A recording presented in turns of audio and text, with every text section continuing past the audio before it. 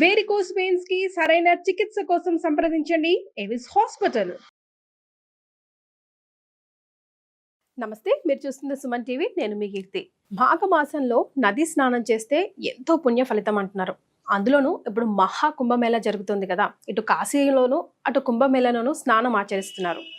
ఏ పవిత్రమైన రోజుల్లో స్నానం ఆచరిస్తే సంపూర్ణ ఫలితం లభిస్తుంది, ఎలా చేయాలి, అక్కడ స్నానం చేసిన తర్వాత ఏమైనా దానాది కార్యక్రమాలు చేయాలా, చేస్తే ఏ విధంగా చేయాలి?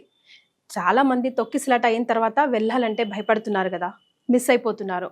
మరి వెళ్ళకుండా కూడా అంతటి పుణ్యఫలం రావాలంటే ఏం చేయాలి, ఎలా చేయాలి, ఏ విధంగా చేయాలి, ఇవన్నీ విషయాలు కులంకుశంగా మనకు తెలియజేయడానికి మనతో పాటు ఉన్నారు ప్రముఖ ఆస్ట్రాలజర్ బ్రహ్మశ్రీ నందిబట్ల శ్రీహరి శర్మ గురుగారు. నమస్తే గురుగారు. వాగర్థావివ సంపృక్తౌ వాగర్థ ప్రతిపత్తయే జగతః పితరౌ వందే పార్వతీ పరమేశ్వరౌ.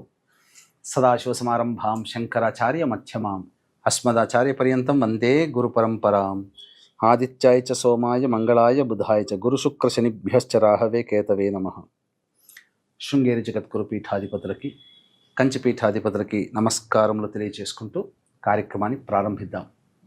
గురుగారు, ఎన్నో సంవత్సరాల తర్వాత వచ్చిన ఈ మహా కుంభమేళ అసలు ఎందుకు ఆచరించాలంటారు? ఎందుకు ఇంత అసలు 30 కోట్ల మంది వరకు స్నానం ఆచరిస్తారు ఎట్ ది ఎండ్ వరకే అని అంటున్నారు.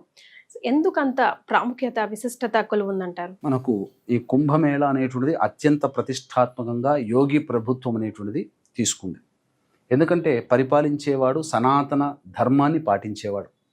ఈ సనాతన ధర్మంలో కుంభమేళ అనేటువంటిది నిన్న మొన్న పుట్టింది కాదమ్మా. ఆది శంకరాచార్యుల వారి యొక్క తరము నుంచి ఈ కుంభమేళాని ఆచరించే విధానం ఉన్నది. అంటే క్రీస్తుకు పూర్వమే ఈ కుంభమేళాని ఏర్పరచడం జరిగింది. కాబట్టి అనాదిగా వస్తున్నటువంటి ఆచార సంప్రదాయాల్లో పెద్దపీట వేస్తూ ఈ కుంభమేళాని చాలా గొప్పగా చేయాలని సంకల్పం యోగి గారికి ఉండడం, ఆ సంకల్పానికి రీత్యా కూడా ఈ విధంగా జరుగుతుండడం చాలా ఆనందదాయకం. ఎందుకంటే ఒకటా రెండా, మొట్టమొదలు అనుకున్నటువంటిది 20 కోట్ల మంది అనుకున్నారు. అంచనాలు పెరుగుతున్న కొద్దీ ప్రజల యొక్క కోరికలను దృష్టిలో పెట్టుకొని 30 కోట్ల వరకు వచ్చారు, 40 వచ్చారు, ఇప్పుడు ఏకంగా 50 కోట్ల మంది స్నానం ఆచరిస్తున్నారు అని చెప్పి. అంటే రమారమి ఒక చెప్పాలి అని అంటే భారతదేశం జనాభాలో సగం మంది స్నానం ఆచరిస్తున్నారు ఈ 40 రోజుల్లో, 46 రోజుల్లో అని. మనకు జనవరి 13వ తారీఖు భోగి నుంచి ప్రారంభమై ఫిబ్రవరి 26వ తారీఖు రోజున అమావాస్య రోజు అవుతుంది సాయంత్రం పూట. ఆ రోజున వరకు కూడా ఈ కుంభమేళాలు జరుగుతాయి, మహాశివరాత్రి రోజున వరకు కూడా. గురుగారు, మహాకుంభమేళ, మేళ అంటే సమ్మేళనం కదా, కుంభమేళకి అర్థం ఏమిటో? మహాకుంభము అని అంటే ఇక్కడ అర్థము మనం గమనించుకున్నట్లయితే ఈ క్షీరసాగర మథనం గురించి తెలుసుకోవాలమ్మా. క్షీరసాగర మథనంలో అమృతం కోసం ప్రయత్నం చేసినప్పుడు ధన్వంతరి ఆ అమృతాన్ని కలశంలో పట్టుకొని, అది కూడా రాగి కలశంలో పట్టుకొని ఉద్భవిస్తాడు, ఆయుర్వేద పితామహుడు. ఆ యొక్క సందర్భంగా దేవతలకి ఈ అమృతాన్ని పంచే సందర్భంలో ఒక 4 చుక్కలు 4 ప్రదేశాల్లో పడ్డాయి. 1 హరిద్వార్, 2 ఉజ్జయిని, 3 నాసిక్, 4 ప్రయాగ. కాబట్టి వీటన్నిట్ల కంటే కూడా ప్రయాగ చాలా విభిన్నమైనది, పరమోత్కృష్టమైనది, మరియు మోక్షాన్ని ప్రసాదించే క్షేత్రము అవలీలగా ఆ క్షేత్రంలో లభిస్తుంది. ఎందుకంటే 3 నదుల సంగమం అక్కడే ఉంది. ఇక్కడ ఎక్కడా కూడా గమనించుకున్నట్లయితే ఈ హరిద్వార్లో గంగా ఉంటుంది, నాసిక్లో గౌతమి నది, ఉజ్జయినిలో క్షిప్రా నది, కానీ ప్రయాగలో గంగా, యమున అంతర్వాహినిగా సరస్వతి అనేది ప్రవహిస్తుంది. కాబట్టి చాలా ప్రత్యేకమైనది. పైగా ఈ కుంభమేళ ఎందుకు ప్రత్యేకం అంటే 144 ఏళ్లకు ఒకసారి వస్తుంది. అందున మాఘమాసం ఉండడం చాలా ప్రత్యేకం. అంటే రవి మకర రాశిలో ఉండాలి, గురువు వృషభ రాశిలోకి రావాలి. ఇవి జరగాలంటే 12 ఏళ్లకు ఒకసారి మాత్రమే జరుగుతుంది. కాబట్టి 2013లో జరిగింది మహాకుంభమేళ ఇట్లాంటిదే. 2013కి 12 కలిపితే ఎంత? 2025. మళ్ళీ ఇప్పుడు జరుగుతుంది ప్రయాగ క్షేత్రంలో. 144 ఏళ్లకు ఒకసారి జరుగుతున్నది కాబట్టి చాలా గొప్పదైన విషయం అని చెప్పవచ్చు. గురుగారు, మరి ఎలా స్నానం ఇప్పుడు మొత్తం దేశ విదేశాల్లో నుంచి కూడా వస్తున్నారంట గురువుగారు. ఇప్పుడు కుంభమేళ టైం తీసుకొని మరి వస్తున్నారంటే ఒక విధంగా చాలా మందిలో ఆధ్యాత్మిక చింతన పెరిగిందనే చెప్పుకోవాలి. కానీ అసలు మనల్ని మనం ఎలా ప్రిపేర్ చేసుకోవాలి? ఆ పుణ్య నదిలో స్నానం ఆచరించాలంటే ఏ ఏ తిథులు, ఏ వారం, ఏ రోజు చూసుకోవాలంటారు? మీరు ఇంతకుముందు అడిగిన క్వశ్చన్లో కూడా కుంభం అడిగారు కదా, ఆ అమృతం చుక్కలు 4 ప్రదేశాల్లో పడ్డాయట. అందుకనే ఆ అమృతం పడినటువంటి ప్రదేశం కాబట్టి అక్కడ కుంభమేళా చేయడం అనేది ఆది శంకరాచార్యుల వారి నుంచి మనకు వస్తున్నటువంటి ఆచారం. ముఖ్యంగా నాగ సాధువులు అఘోరాలు చేసుకుంటారు. అయితే మీరు అడిగిన ప్రశ్న కూడా చాలామంది సందేహాలు ఎక్కువగా ఉన్నాయి. చాలామందికి ఉండేటువంటి సందర్భమే. చాలామంది వీక్షించేటువంటి మన సుమన్ టీవీ ప్రేక్షకులు కూడా చాలామంది వెళుతుంటారు. ముఖ్యంగా స్నానం ఆచరించడానికే కదమ్మా అందులో ప్రధానం. స్నానము దానము చేయాలి. అయితే ఈ స్నానం ఆచరించే విధానమే సరిగ్గా చేయలేకుండా వస్తున్నారు మన వాళ్ళు. పైగా స్నానం ఆచరించాలి అని అంటే దానికి కొన్ని విధి విధానాలు. నదీ స్నానము, తీర్థ స్నానము చేయాలి అనన్నా, పుష్కర స్నానము చేయాలన్నా, అసలు ఏదైనా పుణ్యక్షేత్రంలో అక్కడ తటాకములో పుష్కరిణిలో స్నానం ఆచరించాలన్నా ఒక విధానం అంటూ ఒకటి ఉంది. ప్రత్యేకంగా మనకు ఏర్పరచబడినటువంటి విధానం ఏంటంటే, చాలామంది చేసేటువంటి తప్పు ఏంటంటేనమ్మా, పొద్దున్నే లేవగానే బ్రష్ చేసుకొని బయటకు వచ్చేసి కాఫీ టిఫిన్ ఏదో తిని డైరెక్ట్గా బట్టలు చేతిలో పట్టుకొని ఆ రాత్రి పడుకున్న బట్టలనే వేసుకొని డైరెక్ట్గా నదిలో కానీ సముద్రంలో కానీ వెళ్ళి స్నానం చేసి వస్తుంటారు. దానివల్ల మహాపాతకాలు చుట్టుకుంటాయి. అవునా గురుగారు? అంటే ఎలాగో స్నానానికే కదా వెళ్తున్నాం. చాలా తప్పు. ఎందుకంటే నది అంటే ఎవరమ్మా? మనల్ని రక్షించేది అమ్మతో సమానం. గంగా నది మాత, గంగా మాత, యమునా మాత, సరస్వతి మాత, వీళ్ళందరికీ ఉండి నువ్వు ఒక రోజు ఒక పుష్పము దేవుడి దగ్గర పెట్టిన తర్వాత తెల్లారితే ఆ పుష్పాన్ని తీసేస్తున్నాం కదా, అదే పుష్పాన్ని మళ్ళీ పెట్టట్లేం కదా. అంటే మైల పట్టిపోతున్నాం. ఒక రోజు రాత్రి నిద్ర చేసాము అని అంటే మన శరీరము మైల పడుతుంది అని అర్థం అక్కడ. కాబట్టి మైలబడినటువంటి శరీరంతో నువ్వు ఎలా వెళ్ళి స్నానం ఆచరించి నువ్వు ఎలా పుణ్యాన్ని పొందుతావమ్మా? పొందలేవు, ఎవ్వరూ పొందలేరు. అందుకనే ఒక విధానం ఉంది. ఏంటనంటే, కాలకృత్యాదులు తీర్చుకున్న తరువాత ఖచ్చితంగా ఆ రూమ్లో ఎక్కడైతే మనం బస చేస్తామో, ఎక్కడైతే ఉంటామో అక్కడ స్నానం ఆచరించాలి. ముందుగా ఆచరించేసేసి పూర్తిగా చక్కగా స్నానం ఆచరించేసేసి చక్కగా పొడి బట్టలు వేసుకొని కట్టుకొని మళ్ళీ ఒక జత బట్టలు పెట్టుకొని అప్పుడు నదీ స్నానానికి వెళ్ళాలి. ఆ కుంభమేళ నదీ స్నానానికి వెళ్ళి అక్కడ సంకల్పం చెప్పించుకోవాలి. అక్కడ బ్రాహ్మణుడు కనుక దొరికితే బ్రాహ్మణుని చేత ప్రయాగ క్షేత్ర స్నాన సంకల్పం అని ఉంటుంది. తర్వాత మీకు ముఖ్యంగా చెప్పాలి అని అంటే, ఎన్నో జన్మల నుంచి చేసినటువంటి పాపాలు మనకు తెలిసి రహస్యకత, అజ్ఞానకృత, జ్ఞానకృత, రహస్యకృత పాప కర్మదోష పరిహారార్థం ప్రయాగ క్షేత్రే గంగా సరస్వతి యమునా నదీ తట నదీ సమీపస్థానే సమస్త గత జన్మ కర్మదోష నివారణార్థం స్నానమహం కరిష్యే అని సంకల్పం చెప్పుకుని స్నానం చేయాలి. లేదు అక్కడ చెప్పేటువంటి పంతుళ్ళు పండాలు మనకు దొరకరు అనుకోండి, ఆ సమయంలో పవిత్రమైనటువంటి దేహముతో నేను ఇక్కడ నా యొక్క కర్మదోషాలు తొలగించుకోవడానికి ఈ నదీ దగ్గరికి వచ్చాను, స్నానం ఆచరిస్తున్నాను. గత జన్మలలో చేసినటువంటి పాపాలు, ఈ జన్మలలో చేసినటువంటి పాపాలు, నాకు తెలిసి చేసిన పాపాలు, తెలియకుండా నా వల్ల జరిగినటువంటి పాపాలు, ఇంకా చెప్పాలి అని అంటే జ్ఞానముతో చేసినటువంటి పాపాలు, అజ్ఞానంతో చేసినటువంటి పాపాలు, ఇవన్నీ తొలగిపోవాలి. ఇక నుంచి నేను మళ్ళీ ఎటువంటి పాపము చేయను, ఆ నదీ సాక్షిగా నేను చెబుతున్నాను అని చెప్పి స్నానం ఆచరించి మనం 3 మునకలు వేయాలి. దంపతులైతే దంపతి సమేతంగా చేయాలి. ఒకవేళ భర్త రాకపోతే గురుగారు, భర్త రాకపోతే భార్య తన భర్త యొక్క ఏదైనా కానీ కండువ కానీ చొక్క కానీ తీసుకొని ఆ చొక్కతో సహితంగా భుజాన వేసుకొని కుడి భుజాన ఆడవాళ్ళు వేసుకోవాలి. వేసుకొని అప్పుడు స్నానం ఆచరించాలి. భార్య రాకపోతే భర్త ఎడమ భుజాన భార్య వస్తువు ఏదైనా వేసుకొని స్నానం ఆచరించాలి. పర్టికులర్ గా పఠించాల్సిన మంత్రం ఏదైనా ఉందా గురుగారు? అప్పుడు సూర్యుని ఆరాధన చేయడమే. మాఘమాసం అంతా సూర్యుని ఆరాధన చేయాలి కాబట్టి సూర్యారాధన చాలా విశేషము. ఇక ముఖ్యంగా చెప్పాల్సినటువంటిది ఏంటంటే, చాలామంది చేసేటువంటి తప్పులు ఏంటంటేనమ్మా, ఈ మధ్యకాలంలో నవ్వు వస్తుంది ఒక రకంగా చెప్పాలంటే. అంటే ఓ మహానుభావుడి మేనల్లుడు, అంటే మన ఈ సమాజాన్ని బాబాల చుట్టూ తిప్పినటువంటి మహానుభావుడు ఇప్పుడు లేడు. ఆయన పుస్తకాలే గురు చరిత్ర అనుకొని తెగ చదువుతున్నారు. ఆయన మేనల్లుడు ఈరోజు అరుణాచల క్షేత్రంలోకి వెళ్ళి టోపీ అమ్మ దగ్గర కూర్చొని ఆమె అవధూత అంటూ చెప్పారు. అంటే అసలు అరుణాచల ప్రదక్షిణ చేయాల్సినటువంటి సందర్భంలో ఆ అరుణాచలేశ్వరుణ్ణి స్మరించుకోవాలి, మననం చేసుకోవాలి, ఆ అరుణాచలేశ్వరుని తలుచుకుంటూ ప్రదక్షిణ చేయాల్సింది పోయి ఇలా పెట్టుకొని ఏ సందులో టోపీ అమ్మ వస్తుందో, ఎక్కడి నుంచి ఆమె వస్తుందో ఆమె దగ్గర కూర్చోవాలి, ఆమెకి తుపుక్కున ఉమ్మేస్తే మనకు లక్ష్మి వస్తుంది, ఆమె టీ దాగి ఇలా పక్కకు పెట్టి ఇలా అన్న ఆలస్యం, గుంపులు వచ్చేసి ఆ టీనంతా ఒంట్ల మీద పోసుకుంటున్నారు. ఎంత మూఢత్వం, ఎంత జుగుప్సాకరమైనటువంటి స్థితికి మానవులు చేరుకున్నారంటే, ఆమె ఏదో అవధూత, ఆమె ఉండిండవచ్చుగాక, ఆమె మానాన్ని ఆమెను వదిలేయకుండా ఇలా పట్టుకొని ఆ మహానుభావుడి పుణ్యమాన ఒక 20 లక్షల వ్యూస్ వెళ్ళడం. అది ఇప్పుడు అరుణాచలేశ్వరుని కోసం కాదు పోయేది, టోపీ అమ్మ కోసం పోతున్నారు. ఎంత దౌర్భాగ్యమైనటువంటి మానసికమైనటువంటి దౌర్బల్యం అమ్మ. ఈశ్వరుని దర్శించుకొని అగ్నిలింగ క్షేత్రము, కర్మదోషాలన్నీ తొలగించే క్షేత్రం ప్రదక్షిణ చేస్తూ ఉంటుంటే మనసంతా ఆ అగ్నిలింగం మీద ఉండాల్సింది పోయి టోపీ అమ్మ ద్వారా ఉండాల్సి వస్తుంది. ఇంకా దానికి ఒకటి ఏంటంటే అవధూత కాబట్టి ఆమె దగ్గర కూర్చుంటే నాకు చెడు వాసనే రాలేదు, నిజంగా ఆమె దేవత. ఎంతటి స్థితికి దిగజారిపోయారు మానవులు. అలాగే ఇప్పుడు కుంభమేళాలో ఒక అమ్మాయి, అందరి పుణ్యమానే ఆ అమ్మాయి లాభపడ్డది, మోనాలిసా. ఇప్పుడు మోనాలిసా ఎక్కడుందని చెప్పి కెమెరాలు పట్టుకొని రెడీగా కనబడంగానే ఆన్ చేసేసి ఒక నిమిషం చేయడం, వాళ్ళ వ్లాగ్లో వేసుకోవడం, వ్యూస్ తెప్పించుకోవడం, ఇదే పని అమ్మ.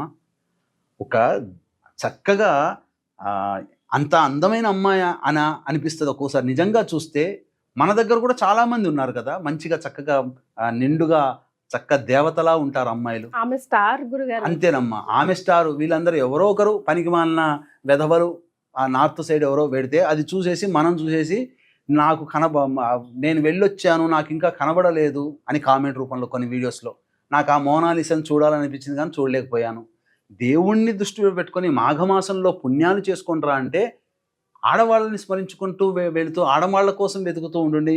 ఇక అసలు ఎలా తయారైపోయిందనంటే పుణ్యం కోసం పోయి పాపాన్ని తెచ్చుకున్నా. అక్కడ ఈశ్వరుని కోసం మననం చేసుకోవాలి, అమ్మవారిని ధ్యానించాలి, ఆ నదీ దేవతల్ని, అఘోరాలని చూడాలి, వాళ్ళ ఆశీర్వచనాలు తీసుకోవాల్సింది పోయి వీళ్ళందరికంటే దేవుడి కంటే మోనాలిసా ఎక్కువైపోయింది. కాబట్టి ఇది ఇట్లాంటివి చెయ్యకూడదమ్మా. పైగా అఘోరాలు ఉంటారు. ఈ అఘోరాలు వాళ్ళ విచిత్ర వేషధారణ ఉంటుంది, కొంతమంది వస్త్రధారణ ఉండదు. వాళ్ళని చూసి మనము మనసులో కూడా అవమానంగా అనుకోకూడదు, అవమానంగా చూడకూడదు, అవమానించే విధంగా భావన కూడా పెట్టుకోకూడదు. వీలైతే గొప్ప గొప్ప అఘోరాలు ఉంటారు, అక్కడ అన్ని సెక్టార్స్ రూపంలో ఉంటుంటాయి. వాళ్ళ దగ్గరికి వెళ్ళి ఆశీర్వచనం తీసుకోండి, గత జన్మ కర్మదోషం తొలగిపోతుంది. ఇంకా ముఖ్యంగా చెప్పాలి అంటే ఏ రోజుల్లో వెళ్ళాలి గురుగారు? ముఖ్యంగా ఏ రోజులోనంటే ఇప్పుడు మనకు వసంత పంచమి 2వ తారీఖు రోజున అది ప్రధానంగా చేస్తారు. మన దగ్గర పాటించరు కానీ సరస్వతి ఆరాధన నార్త్ సైడ్ చాలా విశేషంగా ఉంటుంది. వసంత పంచమి రోజున ఒకటి, అమావాస్య వెళ్ళిపోయిన తర్వాత ఇప్పుడు వసంత పంచమి 5వ పంచమి తిథి రోజున 2వ తారీఖు అయింది. అలాగే రథ సప్తమి రోజున, తరువాత భీష్మ ఏకాదశి 8వ తారీఖు రోజున, తర్వాత మహామాఘి అంటే మాఘ పౌర్ణమి రోజున, ఆఖరున శివరాత్రి రోజున. ఇవన్నీ కూడా పుణ్య స్నానాలు ఆచరించాలి. ఇక చాలామందికి ఇప్పుడు ఏంటంటే ఈ మధ్య కొంత తొక్కిసలాట జరిగి కొంత దిగ్భ్రాంతికరమైనటువంటి సంఘటనలు చోటు చేసుకున్నాయి. అవి చోటు చేసుకోకూడదు. కానీ ఒక వ్యక్తి హిందూ ధర్మం కోసం పాటుపడుతూ హిందువులకి ఒక మంచి సందేశాన్ని ఇవ్వాలనే ఉద్దేశంతో ఒక హిందువు కూడా సనాతన ధర్మాన్ని పాటించే ఒక సన్యాసి ఆధ్వర్యంలో ముఖ్యమంత్రిగా ఉండి నడిపిస్తున్నటువంటి సందర్భంలో కొంతమంది ఆకతాయిలు ఒక భయాన్ని సృష్టించి చేశారు. మరి ఎప్పుడో జరగాలి కదమ్మా. ఇదేంటనంటే రోజు రోజుకి ఇంతింతై వటుడింతింతై తానింతింతై మరి ఇంతింతై అన్న చందంగా రోజు రోజుకి ఆ కుంభమేళా యొక్క ప్రతిష్ట పెరుగుతూ ఉంటే, ఆ ప్రతిష్ట పేరు ప్రఖ్యాతులు భారతదేశానికి వస్తుంటే ఆ పేరు ప్రతిష్టని ఓర్వలేక అసూయతో ఎలాగైనా ఈ ప్రభుత్వానికి చెడ్డ పేరు తెచ్చుకురావాలని కొంతమంది మతోన్మాదులు అల్లరి మూకలు చేసిన దాష్టీకమైనటువంటి చర్యల వల్ల కొంతమంది హిందువులు ప్రాణాలు కోల్పోయారు. కాబట్టి ఇది శోచనీయమమ్మా. కానీ ఒక రకంగా నిజంగా వైఫల్యమైతే మొదటి రోజు జనవరి 13, జనవరి 14 రోజున చాలామంది స్నానం ఆచరించారు. అప్పుడు కూడా కోట్ల మంది ఆచరించారు. కానీ మౌని అమావాస్య స్నానం ఆచరిస్తే చాలా విశేషమని ప్రచారం విపరీతంగా జరగడం వల్ల ఏ రోజు రానటువంటి దాదాపు 8 నుంచి 11 కోట్ల మంది అక్కడికి రావడం వల్ల తొక్కిసలాట జరిగి ఒక ప్రాంతంలో మరణించారు. ఇది దిగ్భ్రాంతకరమైన విషయం. ఒకరు మరణించినా అది బాధే, మనం ఎవరము తీర్చలేము. వారి ఆత్మకి శాంతి చేకూరాలని కోరుకుంటూ మనం చక్కగా ప్రార్థన చేయాలమ్మా, తప్పదు. గురుగారు, మరి ఎలా అక్కడ వెళ్ళిన తర్వాత ఏమైనా దాన ధర్మాలు చేయాలా, అవసరమా, ఎలా చేయాలి? ఇంకొక సందేహం గురుగారు, చాలా మంది కొంతమంది తెలిసి తెలియక స్నానం చేశాక అక్కడే బట్టలు వదిలేసి వస్తున్నారు. ఇది ఎంతవరకు కరెక్ట్? అండ్ ఒక రోజులో 3 సార్లు 3 పూటల స్నానం చేస్తే మరింత అఖండమైన ఫలితం వస్తుందంటారు. ఇందులో నిజం ఉందా గురుగారు? తప్పకుండానమ్మా. ఇక్కడ ఏంటంటే ప్రధానంగా స్నానం చేసేటువంటి విషయంలో ఋషి స్నానము, దేవ స్నానము, మానవ స్నానము, రాక్షస స్నానము అని 4 రకాలు ఉంటాయి. ఋషి స్నానము అని అంటే తెల్లవారుజామున 2 గంటల మధ్యరాత్రి 2 గంటల 45 నిమిషాల నుంచి 4 గంటల వరకు ఋషి స్నానము ఆ సమయంలో చేయొచ్చు.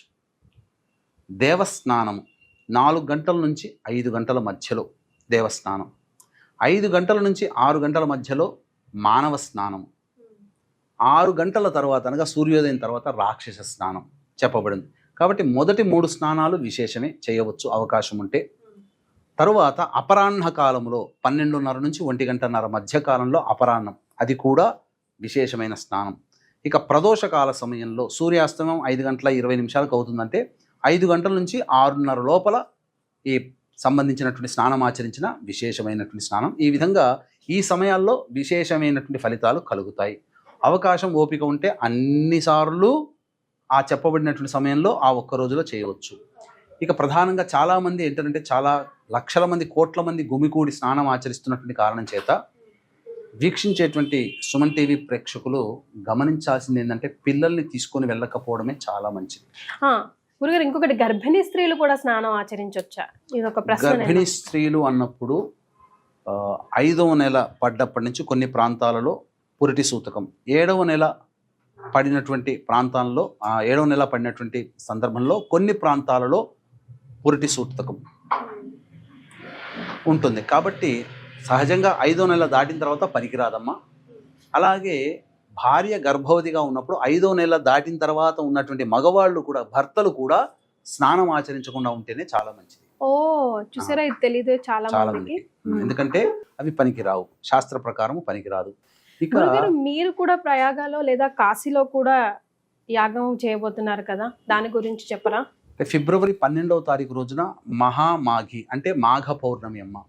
ఈ మాఘ పౌర్ణమి సందర్భంగా జాతకరీత్యా కలుగు అన్ని రకాల దోషాల నివారణకి, విద్య, వివాహ, ఉద్యోగ, దాంపత్య, సంతాన, అనారోగ్య సమస్యల నివారణకి సర్వదోష నివారణ పూజలు, హోమాలు.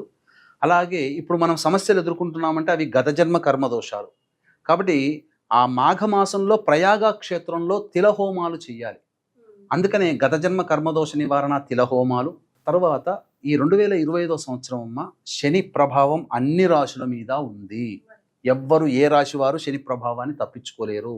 ఏదో ఒక 2-3 నెలలు ఖచ్చితంగా శని ప్రభావానికి అన్ని రాశుల వారు గురవుతారు. కాబట్టి సంవత్సరం మొత్తంలో శనీశ్చర దోష నివారణ హోమాలు పర్ హెడ్ 2100 రూపాయలకు చేయించడం జరుగుతుంది. అలాగే పౌర్ణమి వెళ్ళిన తర్వాత మఖా నక్షత్రం ఉంది, ఇది పితృదేవతా నక్షత్రము. కాబట్టి ఇప్పుడు మనకు పుష్కరాల్లో ఉన్నప్పుడు ఎలా అయితే కార్యక్రమాలు చేస్తామో కుంభమేళాలో కూడా అలాగే చేసుకోవాలి. కావున భర్త వైపు 3 తరాలు, భార్య వైపు 3 తరాలలో మరణించినటువంటి వారి ఆత్మతృప్తి కోసం ఈ సంబంధించినటువంటి పిండ ప్రదాన కార్యక్రమాలు బ్రాహ్మణుని కర్తగా పెట్టి చేయించడం జరుగుతుంది. వీటికి సంబంధించినటువంటి రిజిస్ట్రేషన్ వివరాలు కార్యక్రమ తదనంతరం కాంటాక్ట్ చేసి తెలుసుకోవచ్చు. అలాగేనమ్మా, ఇంకొకటి ఏంటంటే ఇప్పుడు పరిస్థితులు అనుకూలంగా అక్కడ లేవు కాబట్టి ఆ మాఘ పౌర్ణమి నాడు అవకాశం గవర్నమెంట్ కనుక ఇస్తే ప్రయాగ క్షేత్రంలోనే ఈ చెప్పబడినటువంటి కార్యక్రమాలు జరుగుతాయి. ఒకవేళ లేకపోతే ఖచ్చితంగా కాశీ క్షేత్రంలో ఈ కార్యక్రమాలు చేయించడం జరుగుతుందని చెప్పవచ్చు.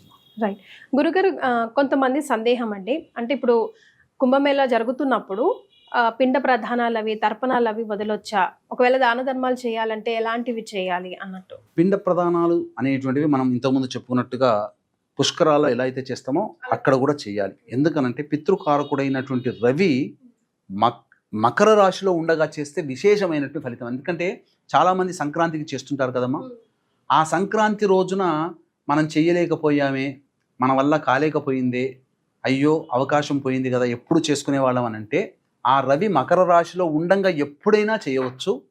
మరి మాఘమాసములో రవి మకర రాశిలో ఉండగా మాఘ పౌర్ణమి వచ్చినప్పుడు గనక చేస్తే విశేషమైనటువంటి పుణ్య ఫలితం, పెద్దలకి ఆత్మతృప్తి కలుగుతుంది. కాబట్టి 12వ తారీఖు రోజున సాయంత్రం 6:27 రవి కుంభరాశిలోకి ప్రవేశం చేస్తున్నాడు. కాబట్టి మాఘ పౌర్ణమి రోజున వరకు కూడా ప్రయాగ క్షేత్రంలో ఎవరైనా వెళితే అక్కడ పిండ ప్రదాన కార్యక్రమాలు చేయవచ్చు. ఒకవేళ వెళ్ళలేని వాళ్ళు చాలామంది ఉంటుంటారు కదా, వాళ్ళ తరపున బ్రాహ్మణుని కర్తగా పెట్టి మనం చేయించడం జరుగుతుందమ్మా. మరి దాన ధర్మాల విషయంకి వస్తే దాన ధర్మాల విషయాలకు వస్తే ఖచ్చితంగా ఇక్కడ ఏం చెప్పబడిందంటే మాఘమాసములో ప్రయాగ క్షేత్రంలో మాఘమాసములో తిలలు దానం చేయాలి. నల్లవి కర్మదోషాలు తొలగిపోతాయి. అన్నదానం చాలా విశేషమమ్మా. ఎందుకంటే అన్ని దానాలకెల్లా అన్నదానం గొప్పది, ఎప్పుడైనా చేయొచ్చు. కానీ మాఘమాసంలో ప్రయాగ క్షేత్రంలో కానీ కాశీ క్షేత్రంలో కానీ అన్నదానం చేసినట్లయితే తరతరాలకి కూడా తరిగిపోని సంపద వాళ్ళ కుటుంబంలో ఉంటుంది. ఇప్పుడు మనము 5 ఏళ్ళు నోట్లోకి పోతున్నాయంటే మన గొప్పతనము మన ఇది కాదమ్మా. పెద్దలు మన తాత ముత్తాతలు చేసిన పుణ్యమే ఇప్పుడు మనం అనుభవిస్తున్నాం. కార్లలో తిరుగుతున్నాం, మిద్దెల్లో ఉంటున్నాం, ఎండకి ఎండకుండా, వానకి తడవకుండా, చలికి వణకకుండా ఆనందంగా సంతోషంగా పిల్లా పాపలతో ఉన్నామంటే మన పూర్వీకులు చేసిన ఫలితం. మరి మన తర్వాత తరతరాలకి వచ్చే వాళ్ళకి మనం ఏం చేస్తున్నాం? తింటున్నాం, పంటున్నాం, ఎంజాయ్ చేస్తున్నాం. కానీ మనం కూడా చెయ్యాలి కదా. కాబట్టి అవకాశము, సందర్భం వచ్చినప్పుడల్లా ఇటువంటి కార్యక్రమాలు చేయవచ్చు. అలాగే మనకు కాశీక్షేత్రంలో అన్నదాన సత్రం ఉంది, సొంతంగా జరుగుతుంది. అన్నదానాన్ని కూడా సహకరించవచ్చు ఎవరైనా. కానీ గురుగారు, చాలా మంది ఇప్పుడు మొన్న జరిగిన ఇష్యూ తర్వాత వెనకాడుతున్నారు వెళ్ళడానికి కుంభమేళకి సంబంధించి. అలాగే చిన్నపిల్లలు, వృద్ధులు, గర్భిణీ స్త్రీలు వీళ్ళు కూడా ఎలాగో వెళ్ళలేరు. కాబట్టి వెళ్ళకపోయినా అంత పుణ్యఫలమే, కుంభమేళలో స్నానం ఆచరించే పుణ్యఫలమే రావాలంటే ఏం చేయాలంటారు గురుగారు? ఇంట్లో ఉండి మేము ఏమైనా ప్రత్యామ్నాయం చేసుకునే అవకాశం ఉందంటారా? చాలా మందికి ఇప్పుడు మీరు అడిగిన సందేహమే చాలా మంది ఉంది. కొన్ని సందర్భాల్లో నన్ను కూడా అడగడం జరిగింది, కానీ వెళ్ళాలనుంది కానీ వెళ్ళలేకపోతున్నాం. కొంతమంది ఈ ఇష్యూ జరగక ముందు టికెట్స్ బుక్ చేసుకున్న వాళ్ళు కూడా ఇష్యూ జరిగిన తర్వాత మనకేమన్నా అయిపోతుందేమో అని చెప్పి భయపడి క్యాన్సిల్ చేసుకుంటారు. కానీ అందరికీ మనసులో స్నానం ఆచరించాలని ఉంది, కానీ అందరికీ ఆర్థిక స్తోమత అందరికీ సహకరించదు కదా. మరి అటువంటి వాళ్ళు ఏం చేయాలన్నప్పుడు కొన్ని మనము చేయగలిగినటువంటిది కొంత చేయవచ్చునమ్మా. ప్రతి ఇంట్లో కూడా చాలామంది చేసేది అంటే కాశీ నుంచి గంగ తెచ్చుకుంటారు. కాశీ గంగ తెచ్చుకోకూడదు. కేవలం విశ్వేశ్వరుని కోసం గంగ తన గమనాన్ని మార్చుకొని విశ్వేశ్వరుణ్ణి టచ్ చేసుకుంటూ గంగ ప్రయాణం సాగిస్తుంది. కాబట్టి కాశీ గంగ మనకు పనికిరాదు. ప్రయాగ క్షేత్రం నుంచి తెచ్చినటువంటి గంగ కానీ, లేకపోతే పూజా స్టోర్సు, పచారీ స్టాపుల్లో, చాలా ఆధ్యాత్మిక వస్తువులు అమ్మేటువంటి షాపుల్లో ఈ గంగ దొరుకుతుంది. ఇది మంచి గంగ. కాబట్టి ఆ గంగా నదిని, ఆ నీటిని మనం స్నానం చేసే బకెట్లో ఏ రోజులు మంచివన్నాము? ప్రతిరోజు కూడా మంచిదే. కానీ వసంత పంచమి, రథసప్తమి, భీష్మ ఏకాదశి, మాఘ పౌర్ణమి, శివరాత్రి, ఈ 5 రోజులు, మిగిలినటువంటి 5 పుణ్య స్నానాలు ఆచరించడానికి ముఖ్యమైనవి. మిగతా రోజుల్లో కూడా చేయొచ్చు. స్నానం చేసే బకెట్లో కొన్ని నీళ్లు డ్రాప్స్ వేసుకొని మీ మనస్సు, మీ శరీరం కళ్ళు మూసుకొని తూర్పు వైపున ఉండి అరుణోదయ కాలంలో, అంటే సూర్యుడు ఉదయించడానికంటే ముందు ఎర్ర తివాచిలాగా ఉంటుంది, ఆ సమయంలో దానికంటే ముందే లేచి కాలకృత్యాదులు తీర్చుకొని ఆ సమయంలో నమస్కారం, తూర్పు వైపున నమస్కారం చేసుకుంటూ చాలా శ్రద్ధగా, భక్తిగా మనస్సులో ఒకటి అనుకోవాలి. ఏంటంటే, నేను కుంభమేళాలోకి వెళ్ళలేకపోయాను, కానీ నా మనస్సు అక్కడ కుంభమేళాలో ఉంది. ఆల్రెడీ ఈ భావన రావాలంటే కుంభమేళా విజువల్స్ ఒకసారి రాత్రి పడుకునే ముందు చూడండి. తెల్లారి లేవగానే రాత్రి చూసినటువంటి విజువల్స్ అన్నీ మనకు కనబడతాయి. ఆ కుంభమేళాలో నేనున్నాను, ఆ అఘోరాలతో, సాధువులతో నేను వెళ్తున్నాను, సామాన్య జనాలతో నేను అలా ముందుకు వెళ్తున్నాను. ఆ నదీ తీరానికి, ఆ ఘాట్ల దగ్గరికి వెళ్ళాను, లోపలికి వెళ్ళాను, ఉదయిస్తున్నటువంటి సూర్యుడికి నమస్కారం చేసుకుంటూ నేను సంకల్పం చేసుకున్న ఆత్మ అక్కడికి వెళ్ళింది, నా మనస్సు వెళ్ళింది, అక్కడ స్నానం ఆచరిస్తుందని చెప్పి భావన చేసుకుంటూ ఆ డ్రాప్స్ వేసిన నీళ్లు ఉంటాయి కదా, స్నానం ఆచరించుకుంటారు. శివ శివ శివ శివ అనుకుంటూ స్నానం ఆచరించుకుంటే చాలు. అక్కడికి వెళ్ళపోయినా నీ మనస్సును అక్కడికి పంపించినటువంటి కారణం చేత ఆ పుణ్య నది స్నానం చేసినటువంటి పుణ్య ఫలితాన్ని పొందుతారని చెప్పవచ్చు. అలాగే ఈ ఫిబ్రవరి 12వ తారీఖు రోజున కుంభమేళాలో సంబంధించినటువంటి జాతకరీత్యా కలుగు అన్ని రకాల సమస్యల నివారణకి, గత జన్మ కర్మదోషాల నివారణకి, మరియు ఈ 2025 సంవత్సరం శనీశ్వరుని యొక్క దోషము అన్ని రాశులకు ఉంది కాబట్టి శని దోష నివారణ హోమాలు పర్ హెడ్ 2100 రూపాయలకి చేయించడం జరుగుతుంది. అలాగే పుష్కరాల సందర్భంగా మనం ఏ విధంగానైతే పిండ ప్రదాన కార్యక్రమాలు చేస్తామో కుంభమేళాలో కూడా అలాగే చెయ్యాలి. ఆ రోజున బ్రాహ్మణుని కర్తగా పెట్టి భర్త వైపు 3 తరాలు, భార్య వైపు 3 తరాల్లో మరణించిన వారి ఆత్మతృప్తి కోసం పిండ ప్రదాన కార్యక్రమాలు చేయించడం జరుగుతుంది. అన్నదాన కార్యక్రమాలు ఆ రోజున విశేషంగా చేయాలమ్మా. దానాది కార్యక్రమాలు ప్రయాగ క్షేత్రంలో తిలదానాలు చేయాలి, అన్నదానాలు చేయాలి, వస్త్రదానాలు చేయాలి, బ్రాహ్మణులకు ఎవరికైనా దక్షిణ ఇవ్వాలి. అలాగే ఎవరైనా కానీ ఇప్పుడు యాత్రకి వెళ్తున్నారు, యాత్రకి వెళ్తున్నప్పుడు ఆ యాత్ర ఫలితము వెళ్ళలేని వాళ్ళు ఉంటారు. ఆ యాత్ర వెళ్ళే వాళ్ళకి ఏదైనా కొంత డబ్బు సహాయం చేశారనుకోండి, ఆ యాత్రలకి వాళ్ళు పొందిన పుణ్యఫలంలో వీళ్ళకి కూడా ఆ పుణ్యఫలం దక్కుతుంది. అందుకనే పూర్వకాలంలో పెద్దవాళ్ళు ఒక ముందు తరాల్లో ఎవరైనా యాత్రకి వెళ్తున్నా అంటే, రండి పంతులు గారు, అయ్యా ఆచార్యుల వారు, పురోహితులు గారు రండి, మీరు యాత్రకి వెళ్తున్నారు కదా, మీ దారి ఖర్చుల కోసం, లేదా అక్కడ యాత్రలో మీరు బస చేయడం కోసం, లేకపోతే ఇంకా ఏదైనా కానీ మీ ఖర్చులకి వాడుకోండి అని చెప్పి వాళ్ళకు శక్తి కొలది తోచిన విధంగా వాళ్ళ చేతిలో పెట్టి పంపించేవాళ్ళు బ్రాహ్మణుల్ని. అలా ఆ విధంగా కనుక చేసిన పుణ్య ఫలితం వస్తుంది, యాత్ర చేసిన పుణ్య ఫలితం. ఇప్పుడు చెప్పినటువంటి ఇంతకుముందు చెప్పినటువంటి స్నాన ఫలితం ఉంది కదా, ఆ స్నాన ఫలితము అలా చేసినా స్నాన ఫలితం పొందుతారు. ఎవరైతే యాత్రకు వెళ్తున్నారో బ్రాహ్మణులకి ముఖ్యంగా, లేదా ఎవరైనా మన ఇంటి చుట్టుపక్కల ఎవరైనా వెళ్తున్నారో వాళ్ళకి కొంత ధన సహాయం చేస్తే చాలు. సంపూర్ణమైన కుంభమేళా యాత్ర, కుంభమేళాలో స్నానం చేసిన ఫలితం ఏకకాలంలో జరుగుతుంది. అవకాశం ఉంటే జాతకరీత్యా ఉండే దోషాలకి, పెద్దల ఆత్మతృప్తి కోసం పెట్టేటువంటి పిండ ప్రదానాలకి మన ఆధ్వర్యంలో పౌర్ణమి రోజున జరుగుతుంది, మాఘ పౌర్ణమి రోజున, అందులో నమోదు చేసుకోవచ్చు. మీరు కూడా ఎలాగో ప్రయాణానికి శ్రీకారం చుట్టారు కాబట్టి గురుగారు, వీలవుతే అక్కడ వీడియో కాల్ ద్వారా ప్రేక్షకులకి అక్కడ విషయాలు తెలుసుకునే ప్రయత్నం చేద్దాం గురుగారు. తప్పకుండానమ్మా. మళ్ళీ మనకు ముందుకి ఆ యొక్క విజయ యాత్రలో భాగంగా ముందుకు వచ్చి అక్కడ ఉన్నటువంటి విశేషాల్ని మనం తెలియచేద్దాం. చాలా సంతోషం గురుగారు. చాలా ఎన్నో పాయింట్స్ ని క్లియర్ కట్ గా చాలా కులంకుశంగా మాకు వివరించారు. ధన్యవాదాలు. సర్వం శ్రీ ఉమామహేశ్వర పరబ్రహ్మార్పణమస్తు.